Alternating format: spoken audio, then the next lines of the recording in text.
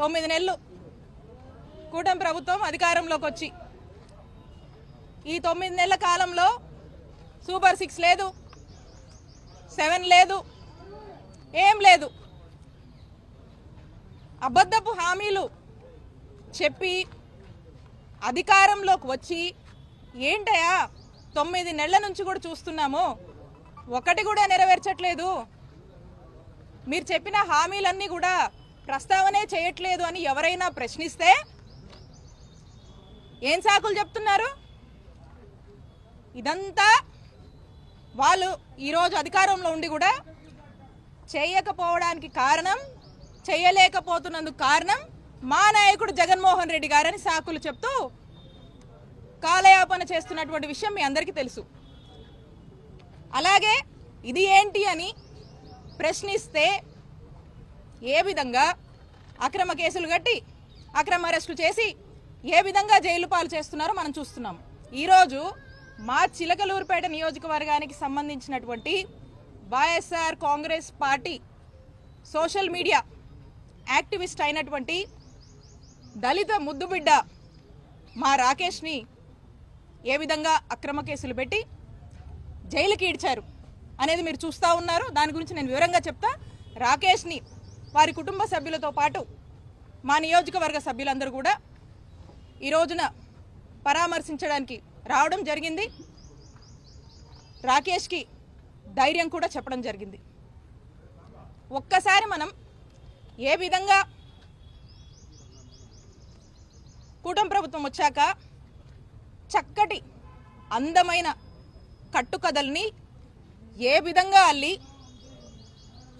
అక్రమ కేసులు పెట్టి జైళ్ల పాలు చేస్తున్నారని చూస్తే ఈ రాష్ట్రంలోనే ఈ రాకేష్ అరెస్ట్ కానీ రాకేష్ని జైల్లో పెట్టడం అనేది ఒక కేస్ స్టడీ అనేది మనం చూడొచ్చు. ఎందుకంటే దీని గురించి మీకు ఇన్ షార్ట్ నేను చెప్తాను.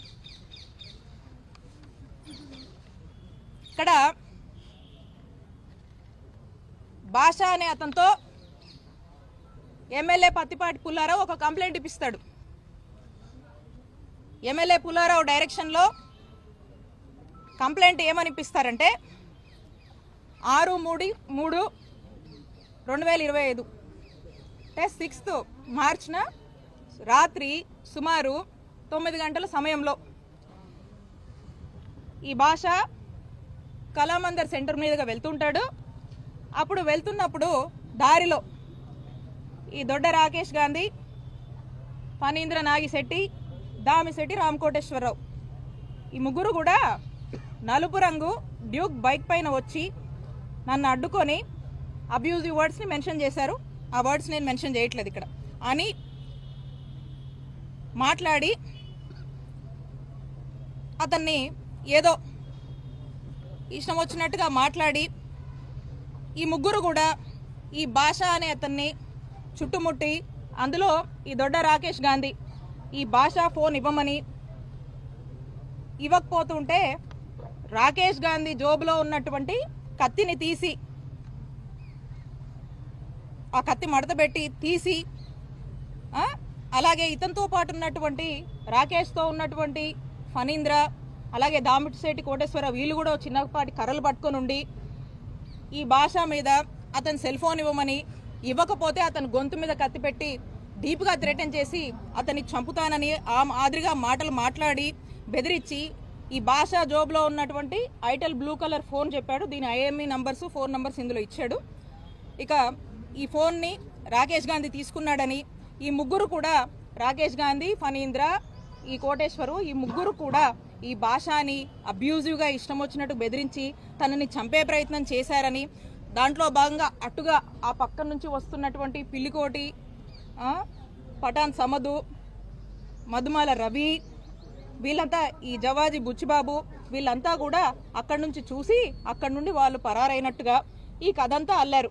నేను అడుగుతా ఉన్నా పోలీసుల్ని, ఈ కేసు కట్టినటువంటి సిఐని, ఇదంతా నిజమా? ఇదంతా నిజమా అని నేను సిఐని అడుగుతా ఉన్నాను. అంటే ఈ మధ్యకాలం మనం చూస్తూ ఉన్నాము ఏమనంటే BNS 111 సెక్షన్ ఆర్గనైజ్డ్ క్రైమ్ కింద సోషల్ మీడియా వాళ్ళ మీద కేసులు పెడితే కోర్టు వీళ్ళ మీద చివాట్లు పెడుతుంది వీళ్ళకి. అందుకని ఇక ఇదైతే కోర్టు ఒప్పుకోవట్లేదు కాబట్టి బెయిలబుల్ సెక్షన్స్ అయితే పెడితే కష్టము, నాన్ బెయిలబుల్ సెక్షన్స్ పెట్టాలని 308 కట్టాడు ఈ సిఐ. ఈ 308 అంటే ఏంటంటే ఎక్స్టార్షన్ సంబంధించి, అంటే డీప్గా థ్రెటన్ చేసి భయప్రాంతులకు గురి చేసి అని చెప్పి దాదాపుగా హత్య యత్నం చేశాడన్నట్టుగా ఇదైతే నాన్ బెయిలబుల్. ఈ సెక్షన్లు పెడితే రాకేష్ని ఫిక్స్ చేయొచ్చు అనేటువంటి ఒక ఉద్దేశంతో ఈ సెక్షన్లు పెట్టడానికి అల్లినటువంటి అందమైన కట్టుకది ఇది. అయితే దీంట్లో వాస్తవాలు చూస్తే, వాస్తవాలకు మనం గనక వెళ్తే 9 గంటలకి కళామందిర్ సెంటర్ చిలుకలూరుపేటలో ఇది జరిగింది అని చెప్పి ఈ కట్టుకథ అల్లారు. దీనికి సాక్షాత్తం ఆధారాలు ఉన్నాయి. ఏమనంటే ఈ 9 గంటలకి ఇక్కడ చూడండి, ఈ 9 గంటలకి రాకేష్ అనే వ్యక్తి విజువల్స్, ఇతను గుంటూరు ఇంట్లో ఉన్నాడు. 9 గంటలకి ఇగో సీసీ ఫుటేజ్ లో టైమింగ్ కూడా ఉంది చూడండి. 9 గంటలకి గుంటూరులో ఉన్నాడు. 9 గంటలకు గుంటూరులో ఉన్నటువంటి సాక్ష్యాధారాలు ఇవి. అంటే 9 గంటలకు గుంటూరులో ఉన్నాడు. కళామందిర్ సెంటర్కి ఎట్లా రీచ్ అవుతాడు? కళామందిర్ సెంటర్లో ఎలా తేలుతాడు? ఇదే కాదు, ఈ ముందు రోజు లేడు. ఈ కూటమి ప్రభుత్వం ఏర్పడ్డాక 9 నెలల నుంచి తనను రకరకాలుగా హింసిస్తున్నారని చెప్పి ఈ అబ్బాయి బయట ఉంటున్నాడు. అండ్ ఆ ముందు రోజు కూడా ఆ అబ్బాయి గుంటూరులోనే ఉన్నాడు. పైగా ఆ 2 రోజుల్లో కూడా నేను పాల్గొన్నటువంటి కార్యక్రమంలో, నేను అటెండ్ అయినటువంటి మీటింగ్స్లో మాతో పాటే ఫాలో అయ్యాడు. అలాగే ఇందులో మెన్షన్ చేసినటువంటి మరొకరు ఫణీంద్ర. ఈ ఫణీంద్ర నాగిశెట్టి అనేవాడు 9 అప్పుడు సెలూన్లో హెయిర్ కట్లో ఉన్నాడు. ఇది సెలూన్ సంబంధించినటువంటి వచ్చినటువంటి ఫుటేజ్. మనకి 9 హెయిర్ కట్లో ఉన్నవాడు, ఫుటేజ్ అవైలబుల్ ఉంది, ఇంత ఎవిడెన్సెస్ ఉన్నాయి. ఎలా కళామందిర్ సెంటర్లో పార్టిసిపేట్ చేస్తారు దీంట్లో? అలాగే ఈ దామిశెట్టి కోటేశ్వర్ అనే అతను హైదరాబాద్ లో ఒక ఉద్యోగం ఎత్తుకొని అక్కడే ఉంటున్నాడు. అక్కడ తన ఉద్యోగంలో ఆఫీస్లో ఉన్నాడు. దాని ఎవిడెన్సెస్ కూడా ఉన్నాయి. ఈ ముగ్గురు కళామందిర్ సెంటర్లో ఈ విధమైనటువంటి ఎక్స్టార్షన్ కి పాల్పడ్డారని చెప్పి నాన్ బెయిలబుల్ సెక్షన్స్ పెట్టి ఈ విధంగా హింసిస్తున్నారు.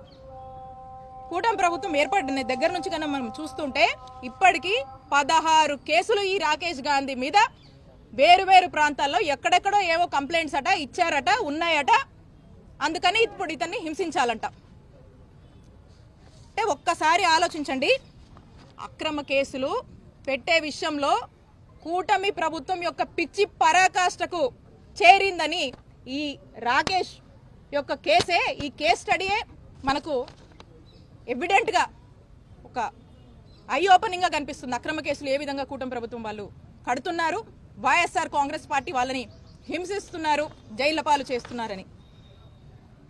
అయితే దీనికి సంబంధించి మనం చూస్తే ఒక్క ఆధారం కూడా, వీళ్ళు పెట్టినటువంటి ఎక్స్టార్షన్ కేసుకి ఒక్క ఆధారం కూడా లేకుండా ఎమ్మెల్యే డైరెక్షన్స్ మీదగా ఎమ్మెల్యే రాకేష్ గాంధీ నా టార్గెట్, ఏం చేస్తావో నాన్ బెయిలబుల్ సెక్షన్స్ పెట్టి తీసుకొచ్చి అరెస్ట్ చేయండి, జైలుకు పంపించండి అని ఎమ్మెల్యే ఇచ్చినటువంటి ఇన్స్ట్రక్షన్స్ మేరకు ఈ నెరేటివ్ అల్లి మరి ఈ సిఐ ఏ విధంగా కూడా ఇలాంటి సెక్షన్స్ పెట్టి ఏ ఆధారాలు లేకపోయినా కూడా ఈ యొక్క నెరేటివ్ని కనీసము మనం పెడుతున్న కంటెంట్కి కనీసం సింక్ అవుతుందా లేదా అని కూడా తన యొక్క విచక్షణను కూడా కోల్పోయి ఏ విధంగా ఈ యొక్క కేసు కట్టారనేది మనకు స్పష్టంగా అర్థమవుతా ఉంది. కాబట్టి నేను చెప్తా ఉన్నా స్పష్టంగా, ఇలా ఎమ్మెల్యే చెప్పాడనో ఇంకెవరో చెప్పారనో వాళ్ళ యొక్క టార్గెట్స్ కోసము ఇక్కడ ఉన్నటువంటి పోలీసులు అత్యుత్సాహం చూపించి మీరు గనక ఈ విధంగానే వాళ్ళు చెప్పారు వాళ్ళ మెప్పుల కోసం మీ ఉద్యోగాల కోసము ఈ విధంగా గనక మీరు ఈ విధంగా చేస్తున్నారు, మీరు చేశారు. ఇప్పుడు ఈరోజు చెప్పిందే విత్ ఎవిడెన్స్ ఇవన్నీ కూడా మేము కోర్టుకు సబ్మిట్ చేశాము. ఖచ్చితంగా దీని మీద పెద్ద ఎత్తున న్యాయ పోరాటం చేస్తాము. ఖచ్చితంగా ఈ అత్యుత్సాహం చూపించి వాళ్ళ యొక్క మెప్పులు పొంది ఏ విధంగా వాళ్ళ యొక్క రూల్స్ అన్నీ కూడా మర్చిపోయి పోలీసులు వ్యవహరిస్తున్నారో ఖచ్చితంగా మిమ్మల్ని న్యాయస్థానం ముందు ఏదో రోజు నిలబెడతాము. ఖచ్చితంగా చట్టం ముందు మీరు నిలబడి సమాధానం చెప్పుకునేటువంటి రోజు మీకు వస్తుంది. అదే మీకు గుణపాఠం అని తెలియజేస్తున్నాను.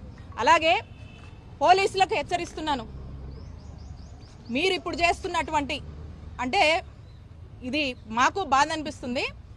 మాకు పోలీసుల మీద, ఇన్స్టిట్యూషన్స్ మీద చాలా రెస్పెక్ట్ ఉంది. కానీ ఈరోజు వీటిని కూడా మ్యానిపులేట్ చేస్తూ, మిస్లీడ్ చేస్తూ ఏదైతే పోలీసులు రాజకీయ మెప్పుల కోసం చేస్తున్నారో, ఏదైతే మీరు ఒక రోజంటూ మీకు వస్తుంది, అప్పుడు మీరు చట్టం ముందు నిలబడి సమాధానం చెప్పుకున్నటువంటి రోజు, ఆ రోజున ఒక్క క్షణం మీరు ఆలోచిస్తారు, ఎందుకు అత్యుత్సాహానికి పోయి ఈరోజు ఈ పాపాలకు మేము పాల్పడ్డామో అని. ఆ రోజు మీరు ఒకసారి ఆత్మవిమర్శ చేసుకునేటువంటి రోజు ఖచ్చితంగా వస్తుంది.